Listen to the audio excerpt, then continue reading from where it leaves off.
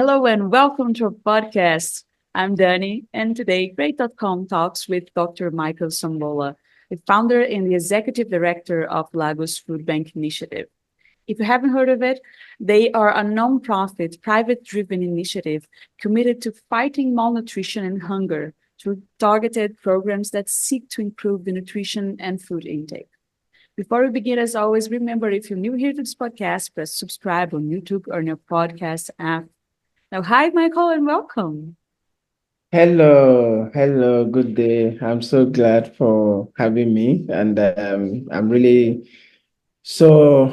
looking forward to this conversation, right? And Yeah. can't wait to dive into it. Yeah, absolutely. And so are we. We are really happy to have you here.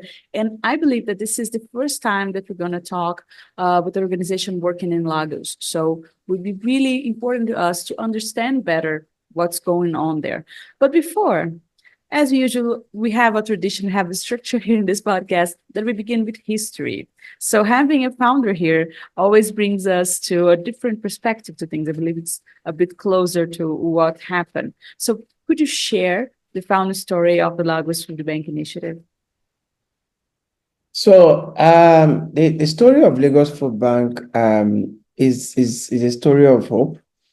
Is a story of passion and compassion, and most importantly, what the Lagos Food Bank is about is just us extending our hands to our neighbors and ensuring that nobody goes to bed hungry, and not just doing that temporarily but sustainably. And then so the food bank started because of the challenges that we face. Hunger is a global issue, and so has malnutrition and several other challenges that an average developing country like Nigeria would be facing, right? So for us, 80 more than 60% of our population have been adjudged as multidimensionally poor, and poverty, as we know, is the mother of hunger, right? So where we also have a situation whereby a whole lot of the food that is being produced, right, does not meet the teeming demand, the demand of the teeming population. And as a result, high cost of living, food inflation, and the rest of it are responsible for this. So personally, for me as well, growing up, I also had challenges with food insecurity, having to sometimes go to school with no food in my tummy and, going to bed with no food. A whole lot of this put together, personal reasons, um, and other socioeconomic reasons, right, are responsible for starting the Lagos Food Bank. So the Lagos Food Bank, as an organization, uses the integrated food banking system to address food waste and also help bridge hunger gap, right, by redirecting food that would have gone to waste to families that are most in need of them, and also helping malnourished children to regain their state, to become more nourished, because we've discovered that children within the first 1,000 days, especially children below 5 years of age, when they are malnourished, they have, there could be a challenge with their brain development, which of course affects them when they become, a young adult. They become unproductive, and malnutrition, of course, causes illnesses, and they become more susceptible to death. So with our programs, we address these challenges of malnutrition, hunger, and we help families sustainably feed themselves by also training them to start a backyard farm. So essentially, that is what I would describe as, the story of Lagos Food Bank. And that was great because it really brought us different aspects to it. Then we're going to select and dive deeper a little bit. Mm. First one, I believe, is those challenges that you mentioned, right? Um, I think here of two things that are important to us, I believe. One is to understand better these challenges so we could have a dimension of what's going on. So what is this challenge of food insecurity and malnutrition? If you could help us see how big the problem is. And then from that, how do you select the communities that you're going to act on? Is this like something that you do a research and understand which regions are in greater need, or it's really upon people to come to you and request for help? How does this work?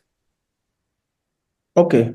So in describing what the problem of hunger, malnutrition is, like I said, it's a global issue, so a lot of people can relate with what this means. But the context might be a bit different in Nigeria in the sense that ours is a bit multidimensional, right?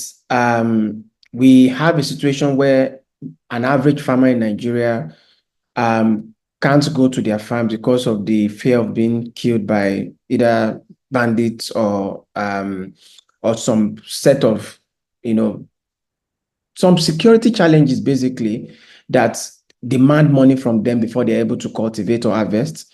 This is causing widespread, you know, shortage of food basically. And as a result, a lot of families, the food that is now available becomes a bit more expensive. Food inflation is almost 50% in Nigeria. You know, and when we talk about malnutrition, right, a whole lot of children are malnourished, and more than 5 million of them are not even getting any help. And the problem here, as from our own research, is that a lot of these children are malnourished because not because of any underlying health challenges, but mainly because of poverty. Poverty, the parents can't afford, the baby food, can't afford the basic food that these children would take for healthy diets and proper nourishment for them to have better brain development. So, in terms of we have primary healthcare centers in Nigeria basically, but they are not equipped to give food to malnourished babies. They can only offer advice on how parents can, be kind of how they can provide food, minimalist approach to ensuring the food is still healthy, right? But in terms of providing the direct food to them, they are not empowered to do such. So the parent that is faced with poverty is still has that burden to provide the food, which they don't even have the resources in the first place. So when we talk about hunger and malnutrition in, say, in the Nigerian context, right? It is widespread. There was still recently a hunger protest that was just concluded, and hunger protests, or yeah, hunger protest, hashtag hunger protest. If you put it online, you will say it. It just ended about some 2-3 weeks ago. And people went out asking the government to make food available. I read in the papers this morning, Bill Gates saying that Nigeria is the second most food insecure country in the world. So with these problems staring at us, interventions like, a Lagos Food Bank become necessary to provide that hope, that glimmer of hope for families who don't know where their next meal will come from. And essentially ensuring that they are also empowered to sustainably provide this food for themselves and become more, empowered, basically. And our focus is mainly on women. And to answer the second part of your question, that how do we identify these families, the communities? So we currently are working with more than 172 informal settlements, like low-income communities. And we do our research. We identify vulnerable of the vulnerable amongst them, and we register them. When we register them, we give them a voucher. That voucher is what they use in exchange for the food box. So the food box can last a family of 5 for like a month. And what this means is that within the time, it is just like a bridge, like a kind of aid that can help them transition into a point where they are still able to work for some money, just like hope. That's why that particular program is called Temporary Food Assistance Program, because it provides temporary relief and gives hope for them to live for the next day or to be able to dream, basically. So we do our due diligence in identifying the families, the communities. And when we do that, we painstakingly, select them and then give them a voucher that they will use to get the food. So it's not a free for all. And we also have another model that allows the beneficiaries to come to the food bank. So they come to the food bank, they also get registered. And when they are registered, they are given a card. That card has their picture on it, and then we mark how many times they've collected food. Maybe we do currently now, because of the demand, we do once a quarter. And then a beneficiary is only allowed to collect food 4 times every year because of the thousands of people we are dealing with. That is for the food bank model. That's working, basically. Yeah. Well, I'm really here trying to picture the size of the structure you guys need to have to really be able to do all of these processes and still carry on, because it's a very interesting model and it makes sense to the situation that you presented to us, but it still seems like it requires some effort, some structure to keep it going. And then comes with the second aspect that I wanted to dive a little bit further. That is, you mentioned a couple of things that you do, but you have other programs as well, right? You have other services. What would be your highlights? Later on this interview, I'm going to tell people to go to your page to understand better what's going on. But what are your highlights in terms of the programs that you have? Okay. So I mentioned earlier that the problem we face in terms of food insecurity is multidimensional. It's a systemic problem here in Nigeria. And we also approached it in a multidimensional way. Our solution is also multidimensional, in the sense that we have like 7 programs. One targets malnourished children and lactating mothers, pregnant women, malnourished children, lactating mothers, basically nursing mothers. That's one. Another one targets families who are food insecure and need instant relief. That is the temporary food assistance program. Another program focuses on training these women to start a backyard farm. And then they are trained intensive, they come on an intensive training for 3 days and they are trained on how to start a vegetable farm, poultry farm, and snail farm, a small scale farm in their backyard. After they are trained, we then take the step forward to empower them. We take the resources to them, the cages, the beds, the chicken, the snails, and the seeds for vegetable. We set it up in their house and they carry it forward from there. And we've done this for thousands of women who don't have to come to the food bank again. They are able to grow their own food and sell part of it to improve their economic situation, basically. There's another program that targets diet-related diseases, type 2 diabetes, that help beneficiaries manage this condition. It becomes a double jeopardy for anybody to be diabetic and also can afford the type of specified type of food that they need to manage their condition.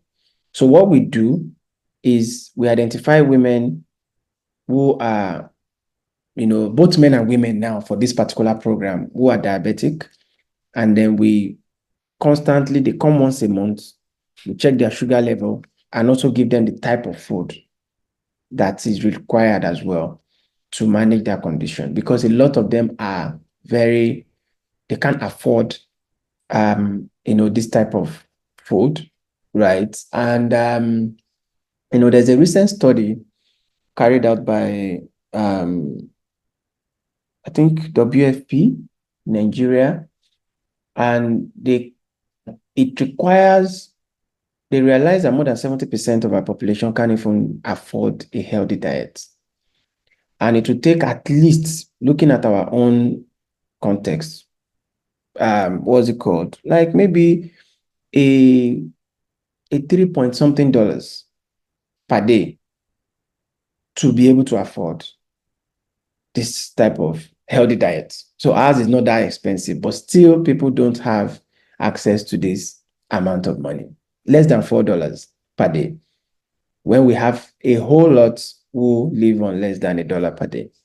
So it's such a very sad situation, and our intervention is still like a drop in the ocean.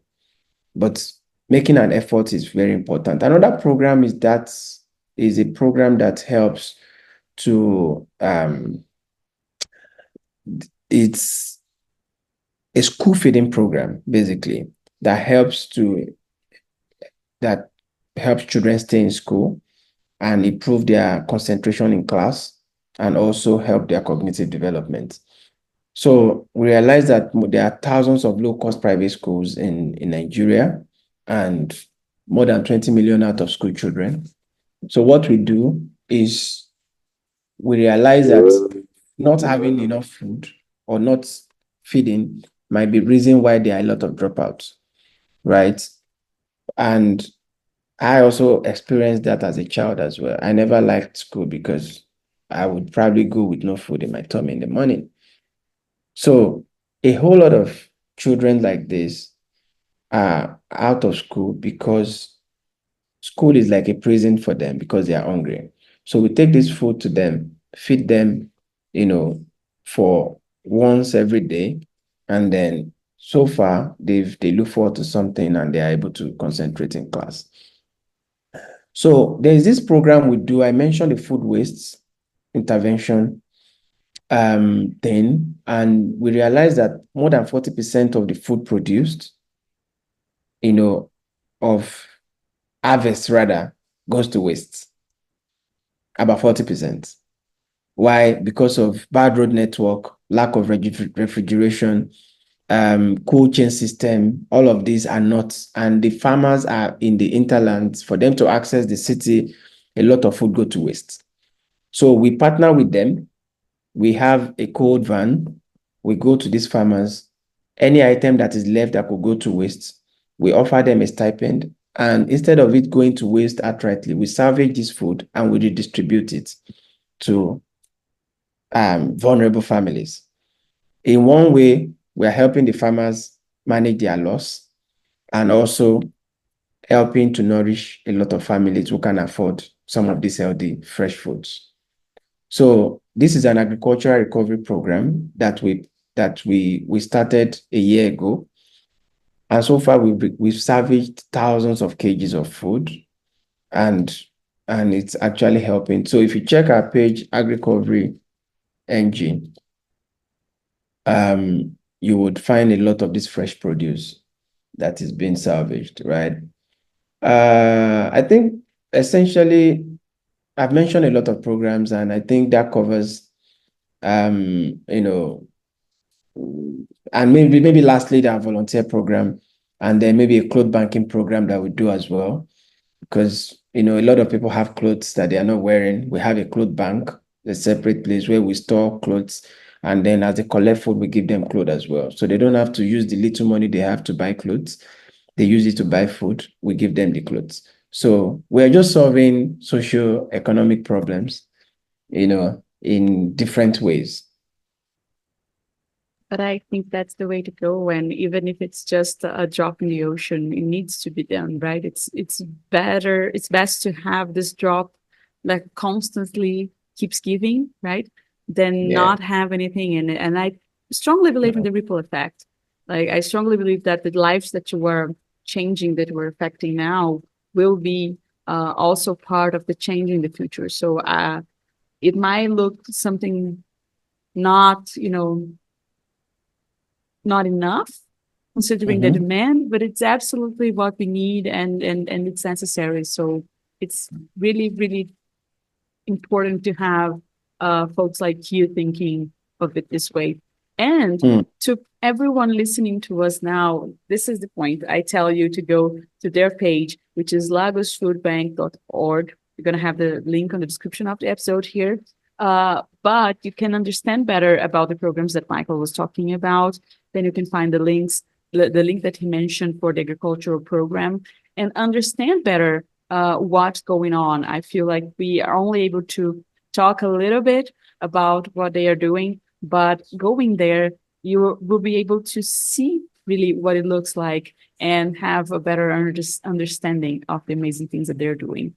Michael, I Mm. want to change the tone a little bit Mhm. and look to the future, to a brighter future, and seeking to understand what are your plans for the food bank in the future. What are you guys excited to do? What your strategic plan for the years to come? What is next for you guys?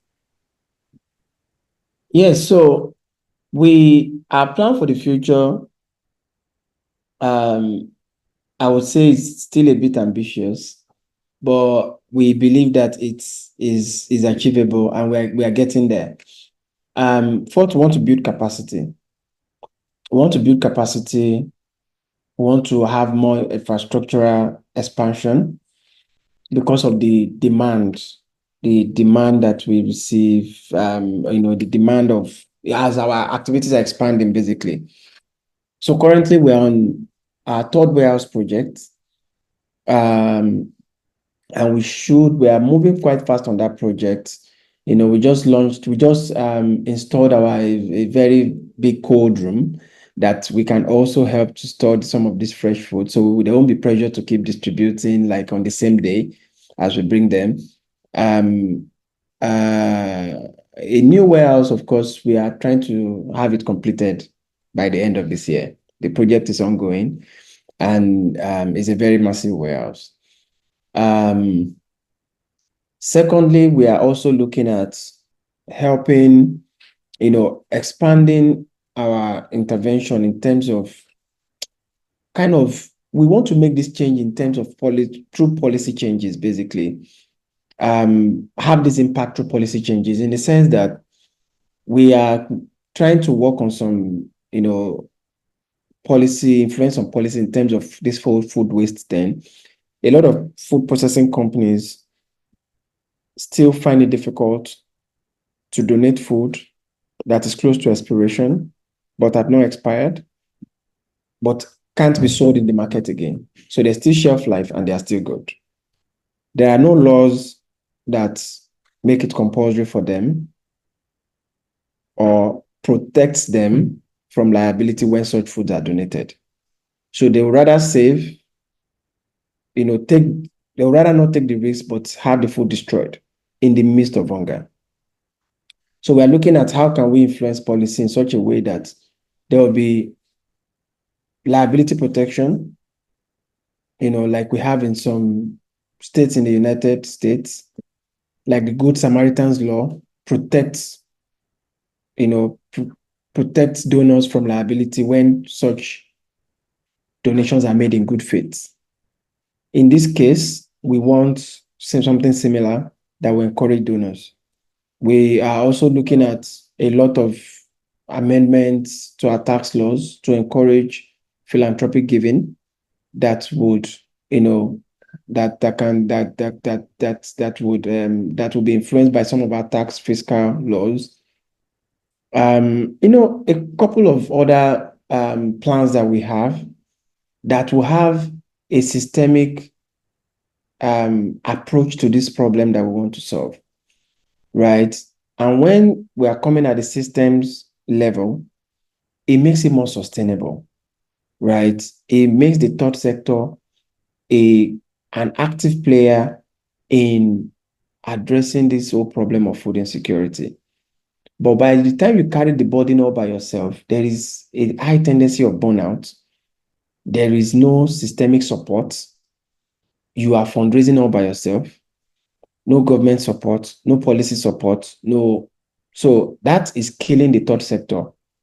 And the government can't do the job alone.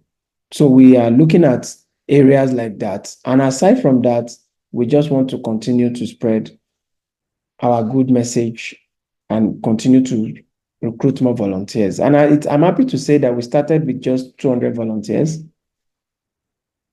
16 volunteers rather. And today we are more than 26,000 volunteers who are ambassadors and champions of our work. And they are registered on our database. We're a community, of this change we are trying to, the change we want to see, we are championing that change basically. Wow, this is an amazing number, and I'm excited to see you guys making all of these changes in the future, right?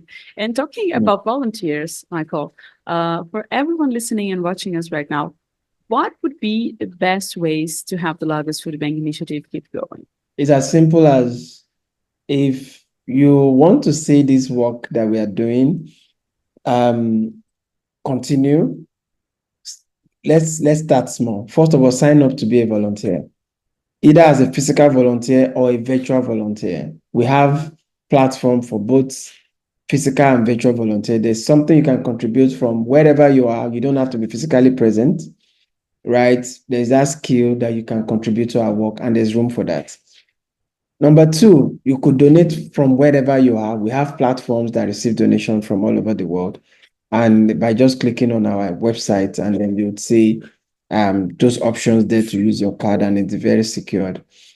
Another way to be a part of this work is, to just be the good ambassador. Help us spread the word. Help us, champion this cause, and rally around people within your sphere of influence to donate to us, so that we can continue this work and help bring relief to vulnerable community and strengthen our communities, basically. Michael, thank you so very much for joining this conversation today. This was really a pleasure. Thank you so much for having me. Thank you. And to everyone else listening or watching us right now, thank you so much for being with us for this more episode. And remember, if you liked it, press subscribe on YouTube, podcast apps, all of this. Share this message with your friends, with your family, and all your social media, because this helps us spread the word about the importance of the work that the Lagos Food Bank is doing. Check their page, help out if you can, donate, volunteer, engage in any way, or even spread the word. Sharing, I believe, is always the simplest thing you can do, and it goes a really long way. So help us out. And hey, I see you in the next episode. Bye-bye.